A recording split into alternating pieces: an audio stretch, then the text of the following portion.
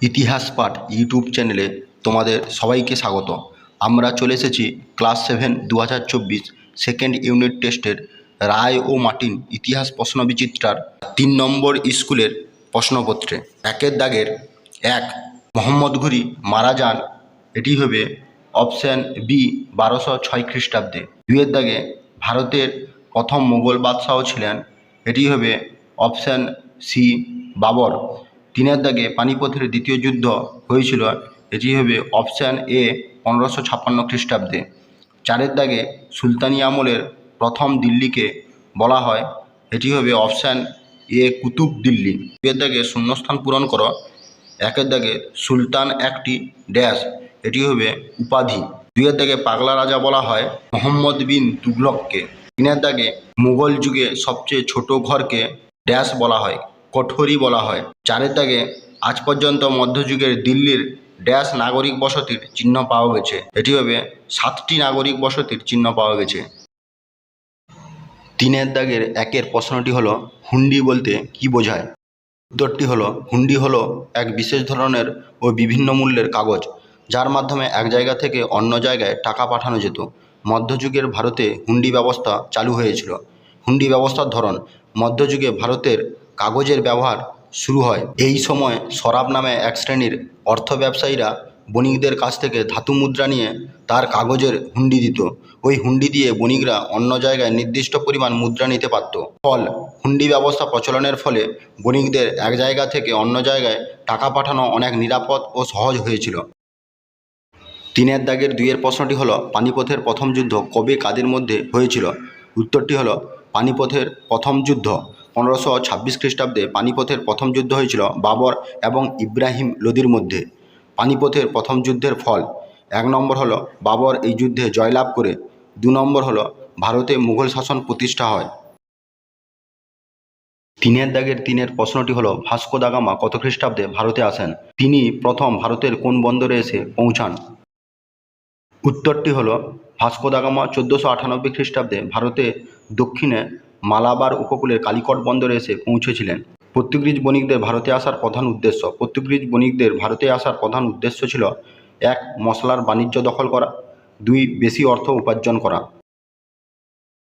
4-এর দাগের 1-এর প্রশ্নটি হলো টিকা লেখো মনসবদারি প্রথা। উত্তরটি হলো মুঘল সম্রাট আকবর ভারতে মনসবদারি প্রথা প্রবর্তন করেছিলেন। মনসব প্রথার অর্থ হলো পদমর্যাদা। মনসব পদমর্যাদার অধিকারী কর্মচারীদের মনসবদার বলা হতো। প্রত্যেক মনসবদার সরকার নির্দিষ্ট বেতনের পরিবর্তে সেনা ও ঘোড়া রাখতেন এবং সরকারের অনুগত থাকতেন। এই প্রথাকে মনসবদারি প্রথা বলা হয়। মনসবদারদের নিয়োগ ও পদোন্নতি সম্পূর্ণভাবে সম্রাটের ইচ্ছাধীন ছিল।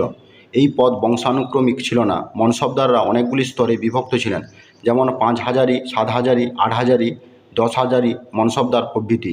এই প্রথা মুঘল রাজতন্ত্রকে শক্তিশালী করেছিল। 4-এর দাগের 2-এর প্রশ্নটি হলো টিকা লেখো হলদিঘাটের যুদ্ধ। উত্তরটি হলো রাজপুত নিরাপত্তা ব্যবস্থার কেন্দ্রে ছিল চিতোর দুর্গ।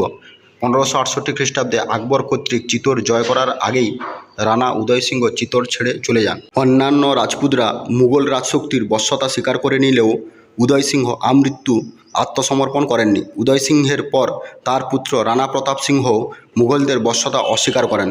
ফলে সম্রাট আকবর আজমিরের রাজপুত রাজা মানসিংহকে 5000 সৈন্যসহ রানা প্রতাপের বিরুদ্ধে প্রেরণ করলে উভয় পক্ষের মধ্যে 1576 খ্রিস্টাব্দের যে যুদ্ধ শুরু হয় তা ইতিহাসে হলদিঘাটির যুদ্ধ নামে পরিচিত। রানা প্রতাপ পরাজিত হন, কিন্তু তবুও বারবার মুঘলদের বিরোধিতা করেন। রাজপুত শক্তির মধ্যেকার বিভেদ এই যুদ্ধের ফলে আরও প্রকট হয়ে দেখা দেয়। 4-এর দাগের 3-এর প্রশ্নটি হলো টিকা লেখো আকবরের নবরত্ন। উত্তরটি হলো মুঘল সম্রাট আকবরের রাজসভায় বহু বিশিষ্ট পণ্ডিতের মধ্যে 9 জন বিখ্যাত পণ্ডিতকে একত্রে নবরত্ন বলা হতো। আকবরের রাজসভার পণ্ডিতগণ হলেন: 1, আবুল ফজল ঐতিহাসিক, 2, ফৈজি কবি, 3, তানসেন সঙ্গীতজ্ঞ, 4, মুল্লাদো পিয়াজা উপদেষ্টা, 5, ফকির আজিজ উদ্দিন উপদেষ্টা, 6, মানসিংহ সেনাপতি, 7, বীরবল হাস্যরসিক, 8, আব্দুল রহিম খান ই খানান এটি হলেন কবি, 9, টোডরমল অর্থমন্ত্রী। 5-এর দাগের 1-এর প্রশ্নটি হলো পানিপথের দ্বিতীয় যুদ্ধ সম্পর্কে যা লেখো। উত্তরটি হলো 1556 খ্রিস্টাব্দে দিল্লির নিকট পানিপথ নামক জায়গায় আকবর ও মোহাম্মদ আদিল শাহের সেনাপতি হিমুর মধ্যে যে যুদ্ধ হয়েছিল তা ইতিহাসে পানিপথের দ্বিতীয় যুদ্ধ নামে পরিচিত। এই যুদ্ধে আকবর হিমুকে পরাজিত করে দিল্লি ও আগ্রা পুনরুদ্ধার করেন। পানিপথের দ্বিতীয় যুদ্ধের কারণ: সম্রাট হুমায়ুনের মৃত্যুর পর শের শাহের ভ্রাতৃপুত্র আদিল শাহের সেনাপতি হিমু দিল্লি দখল করেছিলেন। পিতৃরাজ্য পুনরুদ্ধারের জন্য আকবর এই যুদ্ধে অবতীর্ণ হয়েছিলেন।